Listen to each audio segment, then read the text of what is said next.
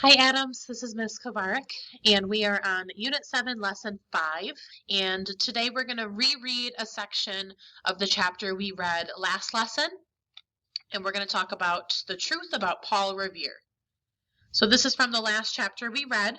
The section is called The Night Rider. One of the men keeping an eye on the British was Paul Revere. He had heard that the British soldiers were getting ready to march out to Concord.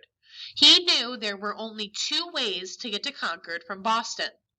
One was to march there on foot, the other was to cross the Charles River in boats and then march the rest of the way. It was not possible to tell which way the British would go until they set out. Revere came up with a clever plan. He told a friend to hang lanterns in the belfry of the North Church in Boston. If the soldiers left Boston on foot, Revere's comrade was to hang one lantern.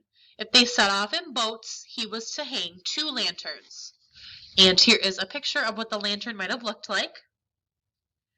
On the night of April 18th, 1775, Revere's friend ran up to the belfry and hung two lanterns. Then Revere and several other patriots jumped into action. Revere got into a rowboat and rowed across the Charles River, right past a British warship. Once he made it across, he jumped onto a horse and set off along the same road the soldiers would be taking.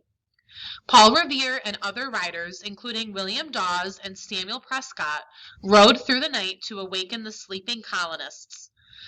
Paul Revere, well known for the popular cry, "The British are coming," never actually spoke those words, let alone yelled them into the darkness. Today, historians believe it is more likely he quietly warned colonists, "The regulars are coming out." Paul Revere never made it to Concord that night, but he did ride to Lexington to warn Samuel Adams and John Hancock, who were wanted by the British and in hiding there. Because of Revere and the other riders, people who lived along the road knew the British soldiers were headed toward Concord. Hundreds of Minutemen grabbed their guns and prepared to defend their homeland. And here is a painting of Paul Revere's ride. This was created more than 100 years after the night of April 18, 1775. So 100 years after Paul Revere actually took his ride. It says the scene depicted is not entirely accurate.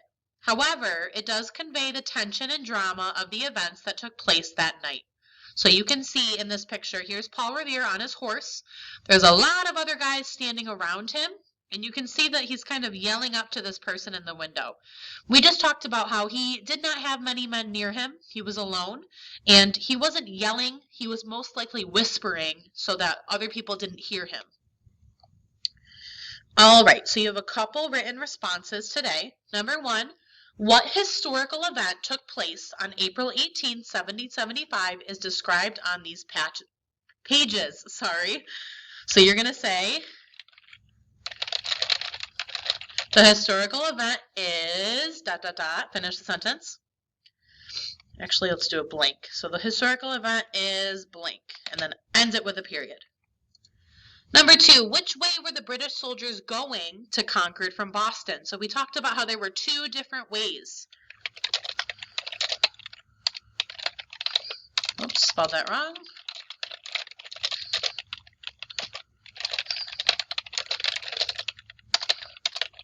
So fill in the blank. How are they going? How are they traveling? Number three, how did Paul Revere know the British soldiers were going this way?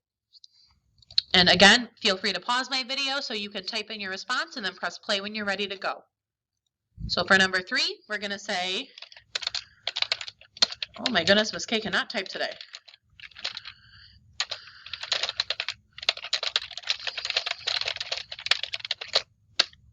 So Paul Revere knew the British were going that way because blank.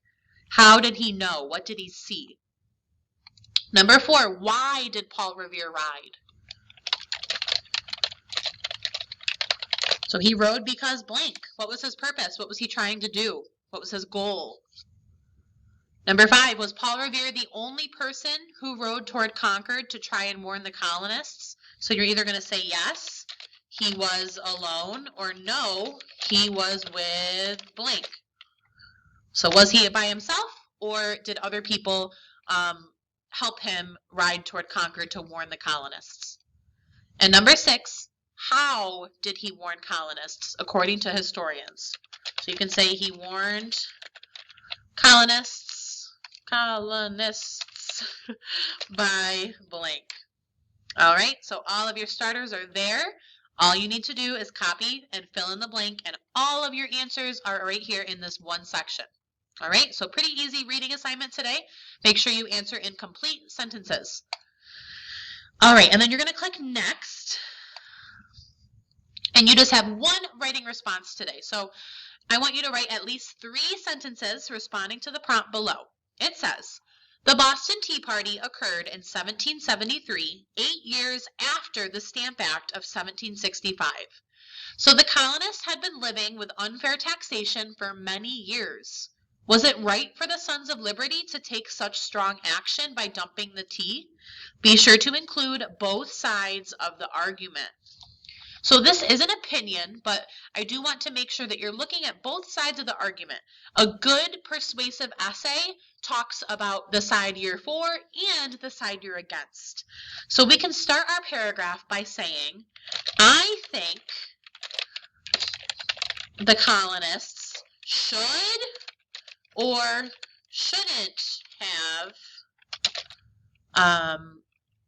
dumped the tea.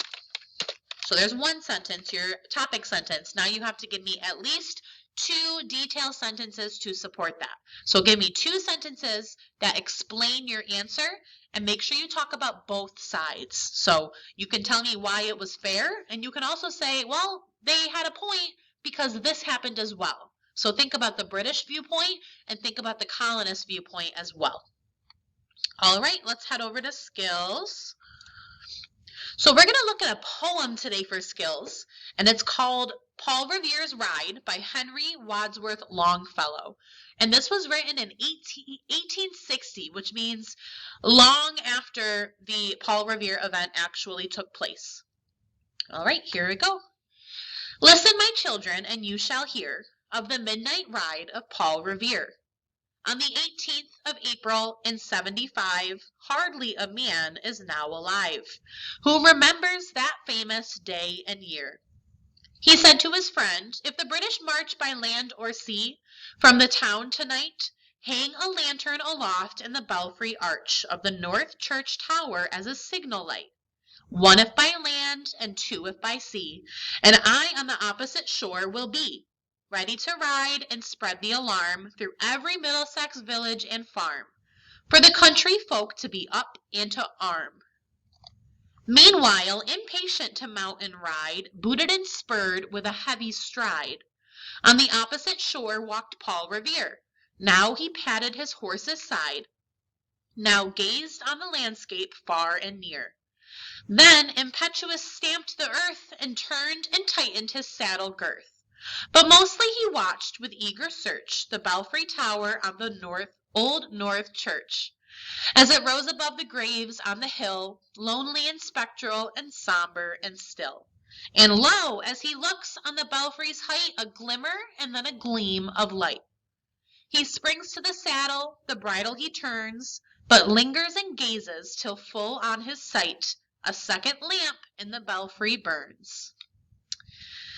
Okay, so as always with poetry, you got to listen to it more than once to understand it. So please rewind me again, listen to that one more time, pay attention to the words that he uses, and try to really picture what's going on in your mind as I read. All right, and also we're going to try and compare that to the Paul Revere reading we did here. So think about how this reading might have been a little bit different from the poem. And here are your questions. Number 1, what does it mean when he says, hardly a man is now alive who remembers that famous day and year? So what does the author mean when he says that no one is alive who remembers that day?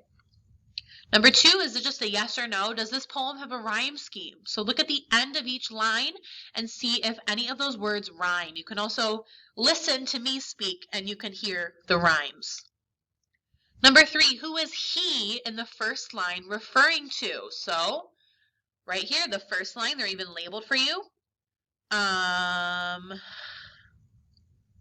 Maybe it's, oh, sorry, there's first lines everywhere. So it's this first line, my bad. The second stanza, he said to his friend. So who is the he there? And I will add in so that you guys know that it's the second stanza. They're all labeled number 1. Number 4, what does 1 if by land and 2 if by sea mean?